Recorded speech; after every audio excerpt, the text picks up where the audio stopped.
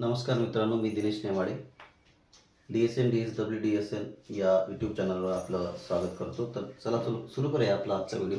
तर आजच्या वर्ग 7वीच्या स्कॉलरशिपमध्ये एक प्रश्न आला होता मागच्या वर्षी. तो प्रश्न असा होता की जो पंचकोन असतो पेंटागॉन, या कोणाच्या अंतर्गत कोणाची बेरीज विचारली होती. अंतर्गत कोणाची बेरीज. मग आपण त्यावर आधारित एक व्हिडिओ बनवत आहे.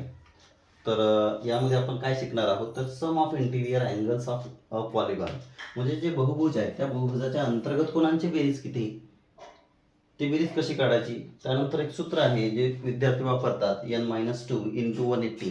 हा n म्हणजे काय आणि हा 2 म्हणजे काय, हा 2 कसा आला, तर हे सुद्धा आपण या व्हिडिओमध्ये पाहणार आहोत. तर बघूया, सुरू करूया.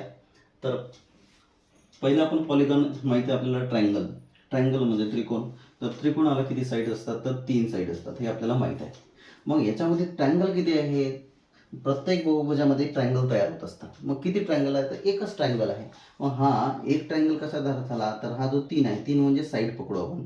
या 3 मधून हा 2 गेला तर किती राहतात, 1 राहते. म्हणजे ट्रायंगल किती आहे, ट्रायंगलमध्ये एकच ट्रायंगल आहे. मग सूत्र काय आहे, n-2. ठीक आहे. म्हणजे आपण काय करायचं, या n म्हणजे किती, n म्हणजे 3 आहे. या 3 मधून काय केलं, हा 2 वजा केला. 3 मधून 2 वजा केला. मग राहिला काय, 1 राहिला.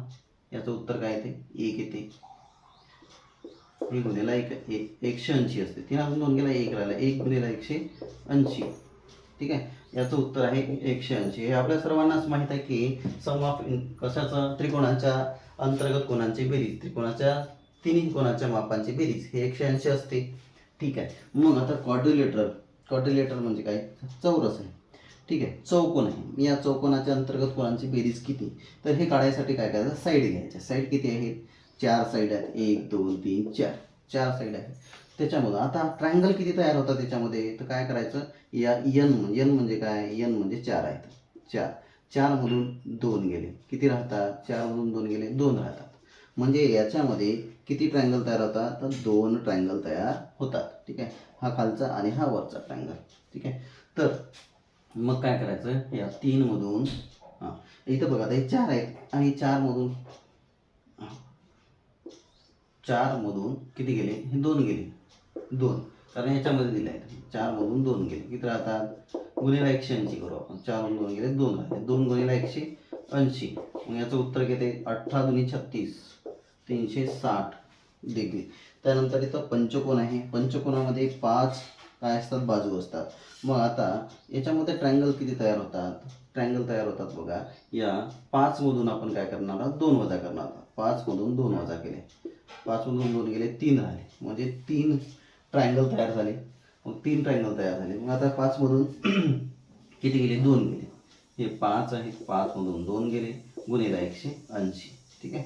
5 मधून 2 गेले, 3 राहिले. 3 गुणिला 180 याचा गुणाकार करायचा. 18 त्रिक 54, 18 त्रिक 54, याला 0 दिला, 540. त्यानंतर हेक्सागॉन आहे. षटकोन आहे. षटकोनामध्ये आपल्याला माहिती आहे 6 बाजू आहेत. 1 2 3 4 5 6. आता याच्यामध्ये त्रिकोण किती तयार होतात, तर 6 मधून 2 गेले, 6 मधून 2 गेले, इकडे आले 4. काहीच नाही. मग हा 4च घ्यायचा. 4 गुणिला काय करायचं, 180 घ्यायचं. म्हणजे जेवढे त्रिकोण तयार होतात ती संख्या गुणिला 180 करायचं. 18 चूक 72, 18 चूक 72 म्हणजे 720. अशा प्रकारे आपल्याला काय करायचं आहे, या अंतर्गत जे बहुभुज दिले आहेत, पॉलिगॉन्स दिले आहेत, त्याच्या अंतर्गत कोणाची बेरीज करता येते. आणि हा फॉर्म्युला कसा तयार झाला, तर n म्हणजे काय, साईड आहे. ठीक आहे. जेवढ्या साईड आहे तेवढ्या साईड घ्यायच्या. फॉर एक्झाम्पल पंचकोन आहे. पंचकोनाला किती साईड आहे, तर 5 आहेत. मग 5 मधून 2 गेले, 5 मधून 2 गेले म्हणजे 3. म्हणजे याचा अर्थ 3 ट्रायंगल तयार होतात आणि गुणिला 180 करायचं. 18 त्रिक 54 म्हणजे 540. हे येते याचं उत्तर. पंचकोनाच्या अंतर्गत कोणाची बेरीज येते 540 अंश. ठीक आहे. तर अशा प्रकारे हे आपण कोणताही पॉलिगॉन जर आला आणि त्याच्या अंतर्गत कोणाची बेरीज जर विचारली तर आपण काढू शकतो. तर आता तुम्हाला काय करायचं आहे, याच्या पुढचं तुम्हाला काढायचं आहे हेप्टॅगॉन. हेप्टॅगॉन आहे. हेप्टॅगॉनच्या अंतर्गत कोणाची बेरीज किती होणार ते काढायचं आहे तुम्हाला. ठीक आहे. कमेंटमध्ये लिहायचं आहे. ठीक आहे. तर आशा करतो की तुम्हाला हे चांगल्या प्रकारे समजलं असेल. ठीक आहे. तर आवडलं आवडला असेल व्हिडिओ तर शेअर करा आणि लाईक करा. थँक्यू.